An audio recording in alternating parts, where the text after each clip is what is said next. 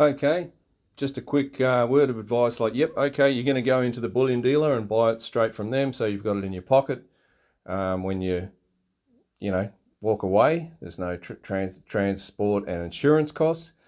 That's fine. Just go on to Ainsley Bullion, click on buy, go to gold, go down. If you're going to buy an ounce of gold, go down, have a look at what the cheapest blob, like little bar, like it'll be a Perth Mint or an Ainsley Bullion, 99.99% pure gold, and it'll be a bullion bar.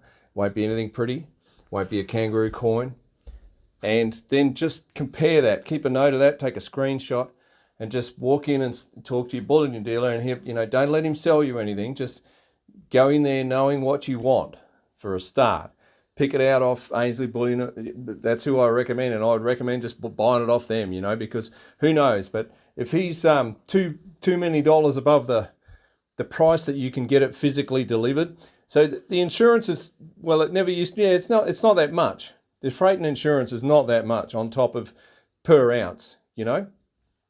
I'd have to look things up, but it's not too bad. So yeah, if you're going to go in there and buy some ounces of kangaroo coins, 1 ounce silver, and they'll be around $56.50 or something on Ainsley Bullion, whatever. Just check it. Just go to buy.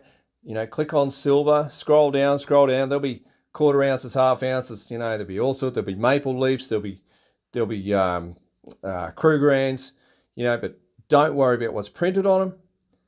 And just walk. Get a screenshot of that. Have a look. Okay, it's $56, $57, $58, whatever it is. Walk in the bullion dealer and see. Or especially, and so he might not have what you just looked at.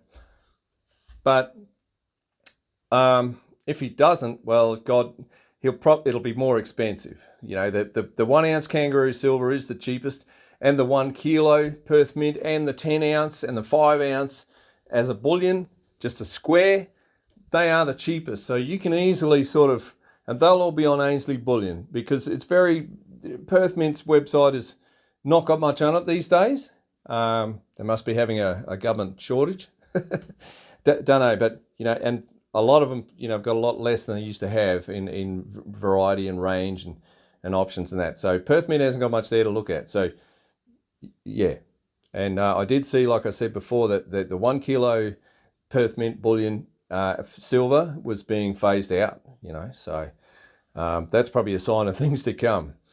You'll be paying the same for a 10 ounce, but so and remember that a troy ounce is 32 grams, not 28, like in baking or whatever. So just look it up, see what a troy ounce is, because I'm saying 32, but it's not exactly that. But so anyway, have a good look, and if you see that silver, can cost you 56 plus freight and insurance, which is not too much on top, and you walk in there and the best you can do is like $59, $60 an ounce, you don't need to pay that.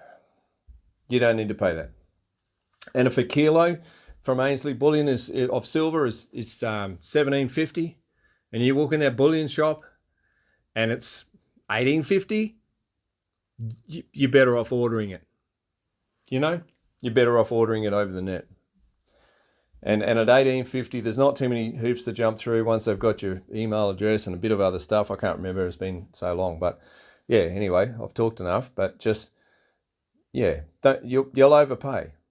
You'll overpay. And the transport's still running, everything's still going, So I've been, I was worried about that at one stage, like, shit. And yes, you take the risk of, like, when they insure it. There's another point. When they insure it in a dollar value. So you lose a kilo of silver on the truck, and they give you $1,750 back, or whatever the hell it is, after 6 months of negotiation with an insurance company, whatever it is. But they give you dollars. They don't send you another kilo. You have to go and get those dollars and then buy it again. and you wouldn't want to after that, and it might be 1850 by the time you do that. So just remember that the insurance is bullshit anyway.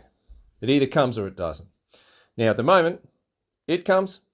I've never had a problem. Like from Ainsley Bullion, there's no complaints. It's just they send it. But there will be a point in the future. This is why you dollar cost average and buy a bit every week, bit every fortnight. You just keep it flowing in. You don't go out with 100 grand and go, "Pooh, I'll fucking dump it on that half an ounce, half a kilo of gold," So, yeah, there's a couple of points to think about when you go in the bullion dealer. Thanks for listening. We'll talk to you next time.